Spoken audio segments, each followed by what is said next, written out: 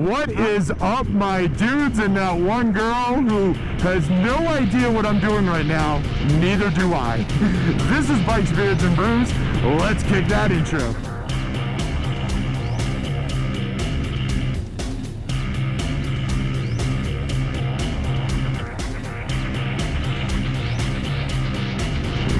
Hey guys, welcome back to the channel. Before we kick this one off, make sure you like, comment, subscribe, hit that bell notification. New videos are coming weekly. Ring that bell, you know when they drop. Let's get the other stuff out of the way. Want to save 10% on a Krew communicator or save some money on some Beyond Riders gear or Kemimoto gear? Then you should definitely check my referral links down below. Want to support me and all my do-goodness like these cool guys here? Boom! Then you should become part of the Brew Crew and join the coffee page down below. Want to know I'm asking you for money? Well, next to those 10,000 Amazon affiliate links that also go to a good cause is a link explaining what I do with your money. Get it, got it, cool, let's move on.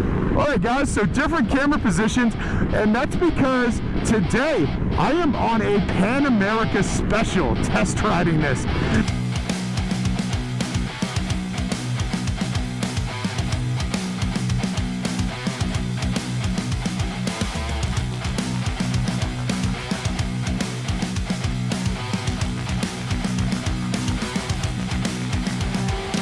And this may be the weirdest of the test rides I have had so far.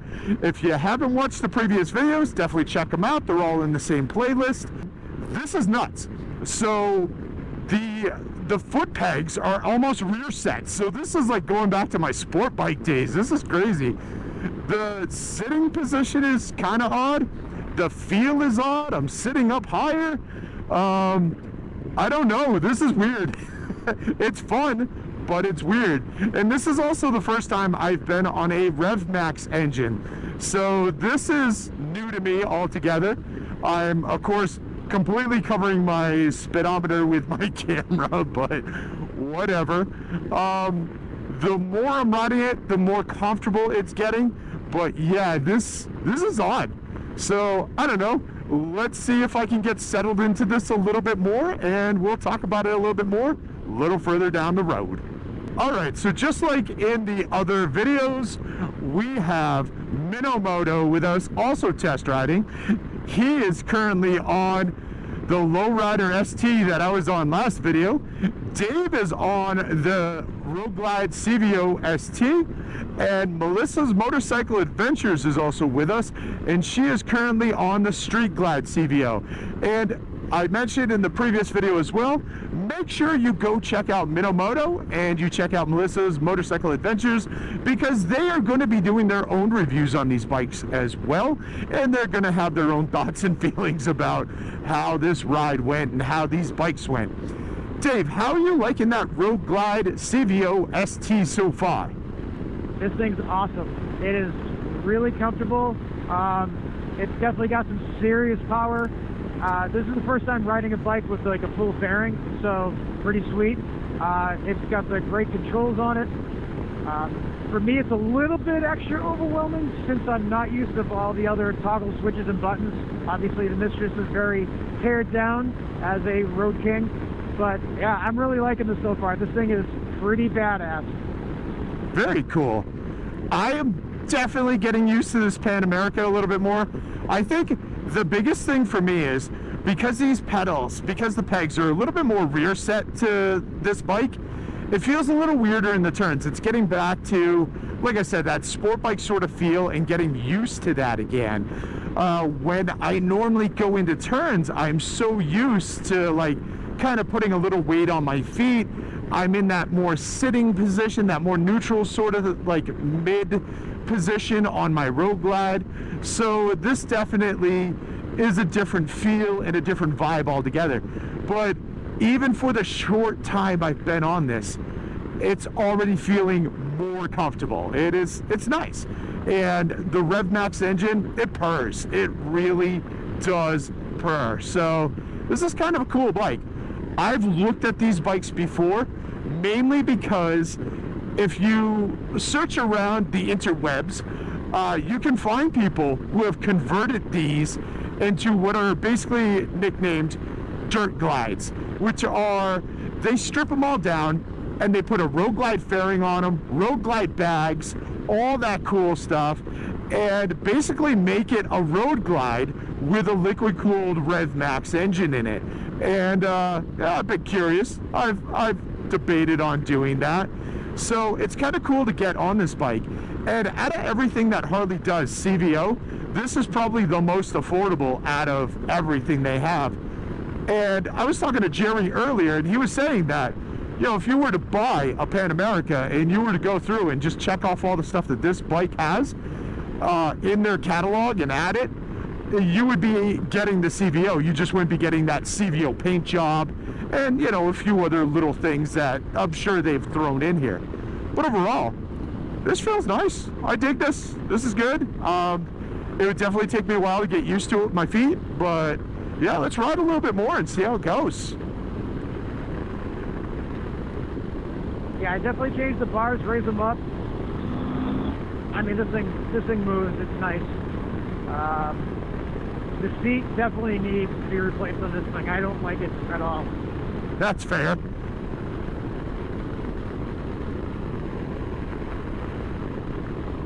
I don't know. I actually kind of dig this. I could see why you like these, Jerry.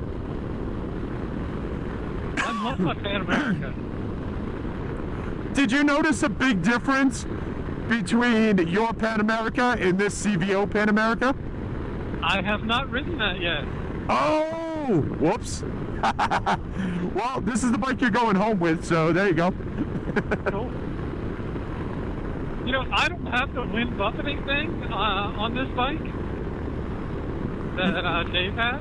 I didn't have it either, so, but at the same time, we weren't on the highway. Yeah, hit 100 and see how it feels. We're doing 60 on this little road, and I got nothing. But it's definitely lighter. Like, you can feel the front end's a little bit bouncier. Yeah. But that's something Peanut can fix. Front end and back end, get that, you know, smoothed out. I'm a Tommy boy, fat guy on a little bike back here.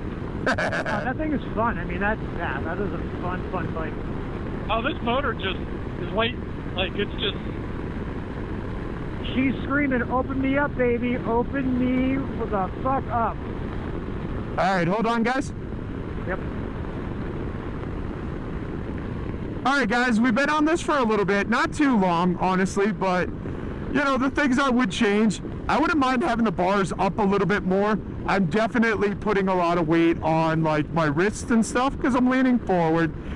I honestly wouldn't mind my feet either below me or in front of me, although I do understand why this style of bike you don't do that as much, though it would be nice. I don't know, that's just me. Nonetheless, overall, I mean, there's not much I would change about this unless changing it is turning it into a dirt glide.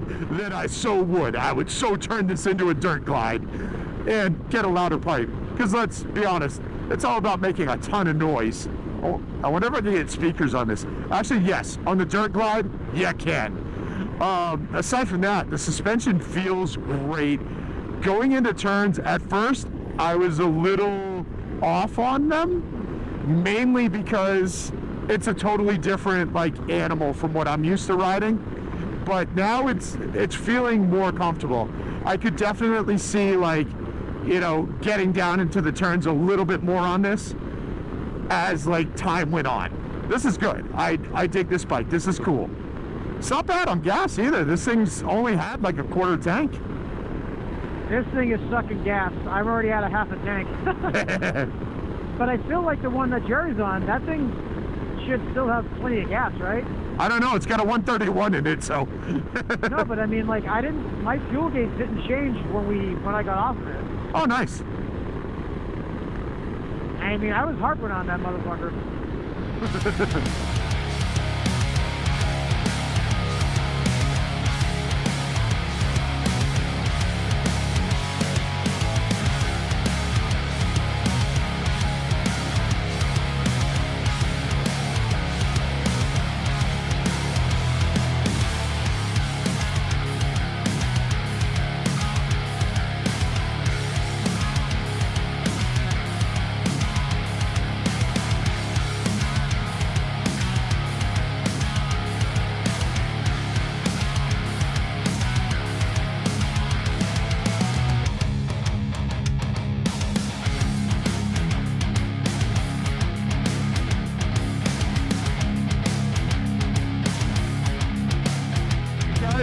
I'm gonna call this one. Would this be a bike I would get? Probably not. I mean, it's really not my riding style. Maybe if I fully converted it into a dirt glide, it would be cool, but the rear sets are not comfortable. I don't know if you could go mid-set or forward. And let me rephrase, it's not that they're uncomfortable, it's just it's a weird position for me. It's not the comfortable position that I like riding in. Overall though, it's a great feeling bike. It's a great riding bike. It feels good. It handles turns good. I'm sure this thing would be a beast if we took it off-road. Unfortunately, this is the only bike that can really go off-road that we're riding with right now. So I can't exactly take the group and go test that out. And I've mentioned it before, the way I do reviews on stuff like this, it really is more of a feeling, how I dig it, how the vibe is for me and stuff. I like it. I do like it. It's just, this wouldn't be the bike for me. It may be for someone else. And if you have one of these, definitely throw it down in the comments. Talk about it. Let other people know. Check out Kemimoto, because he does own one of these bikes. And he puts a lot of miles on it. He rode up here to see us today, in fact, on his. But that's what I got. So what do you guys think? Sound off down below. And don't forget to like, comment, subscribe, hit that bell notification. Share this video with friends. Share it with family. Share it with that one dude you know is like, oh, Harley doesn't make a good ADV bike. Yeah, they do. This is a good bike. Seriously, change his mind. And he loves this stuff. See y'all on the flip side.